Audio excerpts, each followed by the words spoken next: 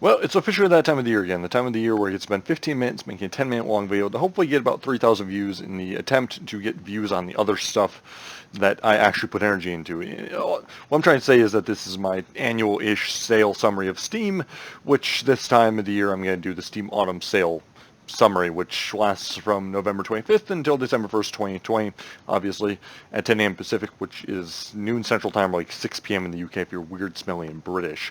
Anyway, with my terrible introduction in the way, I'm going to be recommending 10 games that you should spend your hard-earned dollary dues on. You should listen to my opinion because I'm a quasi-professional games journalist, albeit one that's unpaid.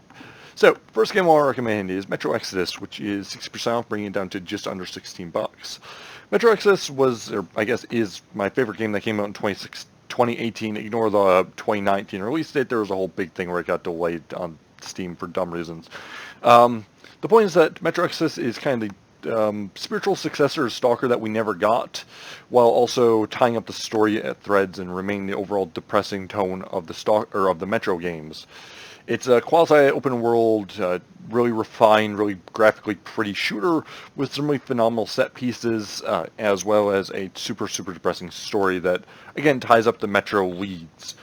There's not a lot of the Metro core gameplay besides the fact that it's refined. You don't spend a whole lot of time in tunnels, but it's it's just super enjoyable in terms of actual gunplay, and then when you do the story segments, it's really interesting, kind of thought-provoking, and like you'll see with most of these games, kind of deals with the nature of mankind and what have you. And for 16 bucks, you get what is about 30-ish hours, and that's if you're just running through the game as fast as you can. Anyway, next game I'll recommend is kind of in the same vein, which is a Wolfenstein Alt History Collection. Excuse me, which is A1% off, bringing it down to just over 20 bucks. Now, the Wolfenstein games are hit and miss. The Old Blood and New Order are the two better ones. Young Blood's pretty terrible, and the New Colossus is okay. But at the end of the day, they're kind of thought-provoking, super refined shooters that deal with history, but in a more interesting way.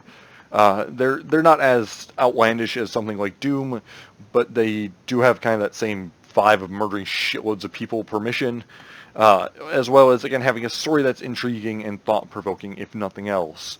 And for $20, I think the bigger value here is that each game is about 10 hours. I think Old Blood's the shortest at about 5, and then New Colossus ranks in just under 20, I believe. And so you're getting a ton of value of content, and they're a consistent level of quality. I mean, Young Blood's hit and miss, but they're super enjoyable shooters, if nothing else. And again, the story is definitely something that's enjoyable to think about after you beat the game. So, now let's move on to what is kind of objectively one of the best games to come out in a long time, and if you're going to choose one game to represent the 2010s in terms of game quality, it's Red Dead Redemption 2 for 33%. I'll bring it down to just over 40 bucks. I mean, this is probably one of the objectively best games ever made. It has a level of detail that's almost unprecedented in any other game ever made. The overall just kind of the quality is so consistent throughout the game's 70, 80 hour runtime that's impressive. There's so much detail that's impressive. And furthermore, it's the only good Western game that's ever made that's significant in length. I mean, I love Call of War as Gunslinger, but the game was pretty short. It's something that you can replay numerous times, that you're never going to get bored of, and it's probably the best open world game because the open world activities actually have stakes past just, here's a sword that's 2% better than your previous one.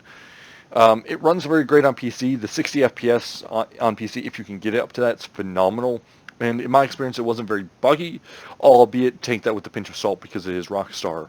There is also the online mode, which can be enjoyable if you're into online Rockstar em-ups, which are just really kind of grindy-a-thon open world things. But there's fun to be had in it regardless if you have friends. But the single player is the draw of it, and the single player is hands down, I think, if you're going to choose an objectively best game of all time, this is probably it. So $40 for this is an absolute steal. I mean, I bought it instantly when it was $70 for the deluxe edition, and it came on PC a while ago. And continuing on kind of with objectively great games, you have the Hitman II Standard Edition bundle. It's just all the episodes included together, which is 8%, bringing it down to $12. I think that this is kind of the objectively best stealth game ever made, and seeing as there's no new Splinter Cells, and the new Ghost Recon games suck, and the new Thief reboot was terrible too. I mean, obviously as the name applies, you're a hitman, but the deal is that in order to hit your men who are you're targeting, you kind of improvise your way through it. There's a billion different ways to kill everybody in these huge levels that are like legitimately the size of actual cities.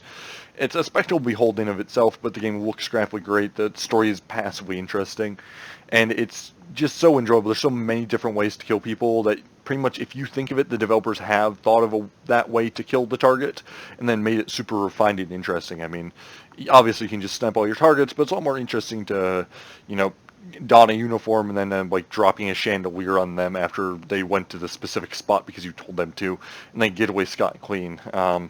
So it's great, is what I'm trying to say. And again, my favorite stealth game of all time by far. $12 is an absolute steal for how many hours you can get out of this if you're in stealth games. Now, with those kind of, I want to say, objectively good games or whatever out of the way, we're going to recommend the kind of the ones I always do, which is starting with Arma 3, 75% off, bringing it down to $750. I mean, Arma 3 is something I've put 4,000 hours into, in addition probably another 5,000, give or take, since its launch, just dicking around with servers and stuff. The deal with Arma is that you very much want to get involved in the communities that are pretty much the game's lifeblood, because you do, like, that's where you get to see the really impressive, super complex combined arms battles. But even if you just decide to play the game single player, there's a level editor here, there's workshop support, and the deal with Arma is that the missions themselves just take place on a static map. There's no set invisible boundaries. The boundaries are literally just the ocean. So you have just so much to explore and so many things to dick around with if you're into modern military tech. Admittedly, the game's shooting is somewhat dated at this point, but even that, there's mods that allow you to get into it and modernize it if you're into shooters. And again, you can always use AI too. Keep that in mind. You can program the AI and learn how to code. You can also learn a whole lot of real-world applicable life things. Like I said, I learned how to code in this game, and my code's not great, but like, if you get into the groups big enough, you can learn military logistics, which is impressive.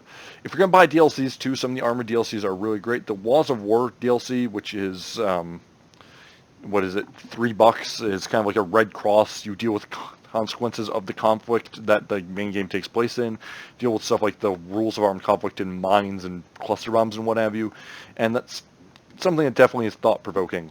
And also there's the Apex DLC, which adds a jungle map, which is infinite amounts of fun for the single player. Pardon my dogs. Okay, next game on the list, though, is Rising Storm 2, which is 67% off, bringing it down to $8. In essence, this game's kind of Arma without requiring the group of Arma. It's something like Battlefield, but a bit more refined, I think would be the way to describe it. You know, you die a lot quicker, the gunplay is a lot quicker, and more weighty, whereas the core mission of every multiplayer server that you join is attack, defend, or whatnot. The deal is that it's also set in Vietnam. There's not a lot of games that are set in Vietnam, and that makes this super enjoyable. But outside of that, it is just a genuinely good shooter. I wouldn't say it's my favorite first-person shooter of all time, but it's definitely on the list pretty high, just because of how great the gunplay feels. And it was also free on Epic, which means your friends probably have it if you don't. Anyway, kind of continuing on, and I think this is the last shooter, yeah. We have Insurgency Sandstorm, which is 50% off, bringing it down to $15. Not a great deal, but Insurgency Sandstorm is a great game if you've been disenfranchised by the recent Call of Duties. It's super, super, super high quality gun animations and just overall graphic and technical fidelity, mixed with kind of the same core Call of Duty shooting with a bit higher of a time to kill. Most people die in this game pretty quickly, but it's not annoyingly quick, and it's definitely feels fair all the time. The other deal is that this game has great maps, great sound effects, and also night mode, which is a lot of fun. It's quasi-realistic, which means that you're going to get blinded by flashbangs and gunfire, and you're going to go deaf because of it. But it's still worth it because it just all looks so great, and the animations in this game, it cannot be understated how just phenomenal they are. Plus, there's a lot of obscure guns that don't get featured if you're a gun nut like me. I mean, there's stuff like the Tyrak pistol, which is completely obscure, but it's in this game, which is really interesting and a lot of fun to play around with, just the animations and all that. So there's that. Now, with all these out of the way, we're going to move on to my indie gems, starting with Death and Taxes, which is 40% off, bringing it down to $8, give or take. Death and Taxes is pretty much Papers, Please, but more satirical, mixed with Grim Fandango. The deal is that you are the Grim Reaper and you decide who lives and who dies by going through paperwork process, which is obviously kind of comedic, but like Papers, Please, it's very, very, very depressing when you think about the implications of your actions. You know, you decide this guy lives, this guy dies from a monetary standpoint or because his paperwork isn't filled out properly, but then that means that somebody's living and dying and that has an effect on everything. Again, the deal is that the writing in this one's also phenomenal. It reminds me a lot of Stanley Parable, which I love Stanley Parable, and I think everybody should play that at least. But this is kind of the mix of Papers, Please and the Stanley Parable for what is probably one of the best games of this year, which is definitely saying something. Next, we're going to throw in my obligatory plug on a completely different note, but also kind of not really, of This War of Mine, which is 75% off, which is $5. You don't own this game, or you haven't played it, I think that you're doing yourself a disservice as a gamer. It's a strategy, or it's a survival game, but the deal is that your survival involves other people, or AI rather, and it always involves something depressing. If you want to survive in this game, you're going to have to do things that are very messed up, and in the context of the game, those actions are difficult to pull off, as you would imagine, but it's also something that makes you think about what would you do in a survival situation, because it's very relatable. You can try just trade cigarettes and make your own booze, but in reality you're probably going to end up killing people just to get through the game, which is a very, very depressing thing to think about. And it stuck with me more than any other game I've ever played. Also, you probably want to buy the DLCs, not because any of them are particularly great, but because they go towards, I believe, the Red Cross and a handful of other charities. The developers are very adamant about saying how bad war is, because this is a realistic game. It's set in Bosnia, or quasi-Bosnia in the 90s, so it's realistic, more so than anything else. But let's do, well, not really a complete 180, and let's recommend one more game, which is In Other Waters, 33%, bringing it down to $10.04. The deal with In Other Waters is that it elicits kind of the same feeling as reading a really good book.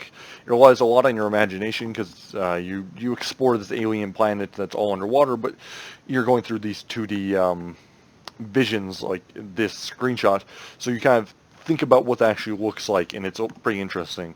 In addition, like most of the games I recommend, it brings up thoughts of kind of what does it mean to be human, what does it mean to be alien, what would you do for survival. It's not as difficult, and it's a relatively easy game. It's very narrative-driven, but it's nonetheless a very, very thought-provoking and enjoyable. And it's, again, one of my favorite games of this year, to be sure, because it's a punch in the gut repetitively. There's a lot of gameplay in this one, whereas in Death and Taxes and in this War of Mine, you'll eventually expand the gameplay. There's a lot of species to uncover in this one, and you can spend a ton of time just kind of toying around with it. So, if you're looking for something thought-provoking and kind of 2020 feeling-esque, if that's something that you understand, then this is the game for you. So, those are 10 games that you should buy. I will put links to the ones that I have reviews of into the comment description, but like I say, you should watch those as best you can, or read those as best you can. You should buy these games. If you're looking for something to buy Red Dead Redemption 2, buy This War of Mine, probably buy Death and Taxes. The rest of them are hit and miss, so but pick up all these, watch my other stuff, like, favorite, comment, subscribe. Check out my website too, because I do legitimate photography. That's impressive. So that'll be it for this video. I'll see everybody in 6 months when I decide to upload something else.